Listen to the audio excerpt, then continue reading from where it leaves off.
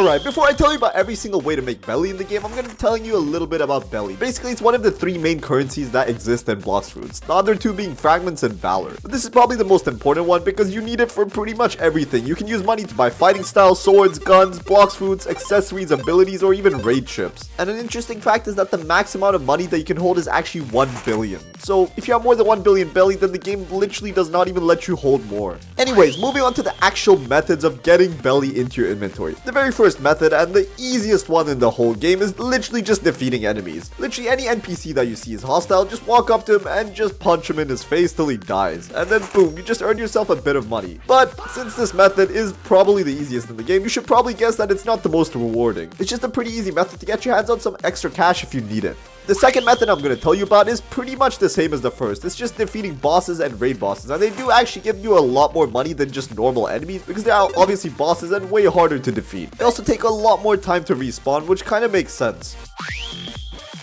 The next method is by completing quests. Completing quests is probably one of the easiest ways to get your hands on a lot of money in the game. And it also combines the first 2 ways that I already told you about, killing NPCs. Well, instead of just killing NPCs, normally if you accept a quest for them, then you actually gain a lot more money than you normally would. Look, this is how much money I get for killing NPCs normally, but if I accept a quest and do it, then I get this extra bit of cash from the quest as well, because the quest gives you a separate amount of money and the NPCs give you a different amount. So if you put that all together, it's going to be a good amount more than just killing the NPCs normally. The next way to get your hands on some belly is a really popular method, and that's by just collecting a bunch of chests. And later in this video, I'm going to be telling you about the details of every single one of these methods and the best ways to do them. But for now, let's just go over the basics. Well, collecting chests is pretty simple. You just walk around and you just collect every single chest that you see. That's pretty much it. There's also a way to make this farming method a lot more efficient by server hopping, which I will get to later. The next way to get your hands on some cash is by catching fish and bringing it to the fisherman, which is a pretty simple task. Just make sure you get your hands on a fishing rod. And the next way is by opening sunken chests by fishing, which is kind of like the same method, but you don't even need to bring it back to the fisherman. You just collect the loot directly.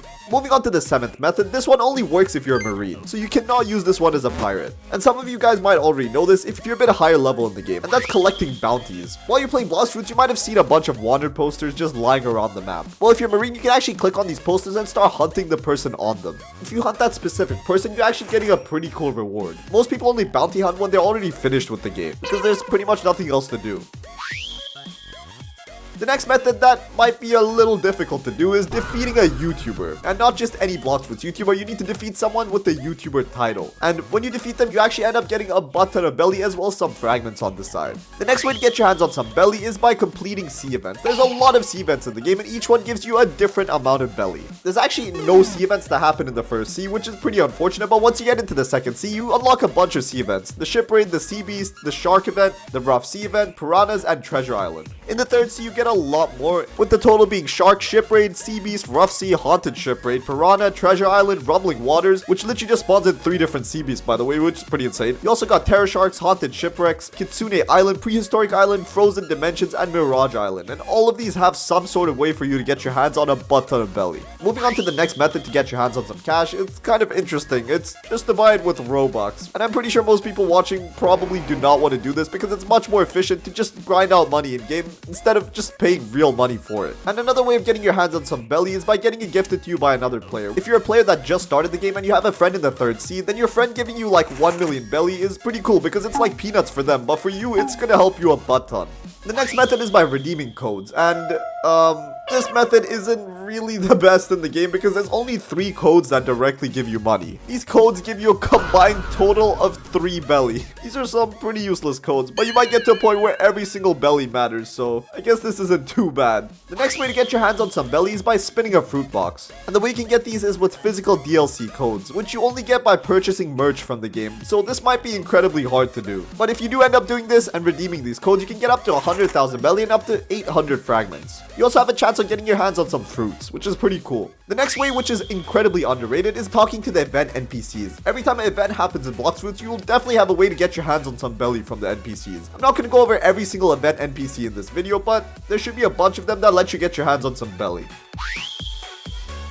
And another really efficient way is spending Robux and getting your hands on the double money game pass. If there is one game pass that you should buy in the game, it's either this or the Blox Fruit notifier. But since this is a money video, I'm gonna definitely recommend you guys to get your hands on this double money game pass, because literally every single method that I mentioned so far is literally gonna be giving you double the rewards, which in my opinion is definitely worth it. And before I go in depth into these methods and tell you exactly how to do each of them to maximize your money potential, I'm gonna be telling you about a couple titles you can get by getting your hands on a lot of money. First one is the rich title, by getting your hands on 5 million belly or more. Then we got unlimited money, which you can get by getting your hands on 20 million belly. Then we got the richest in the world, which you can get by getting your hands on 50 million belly.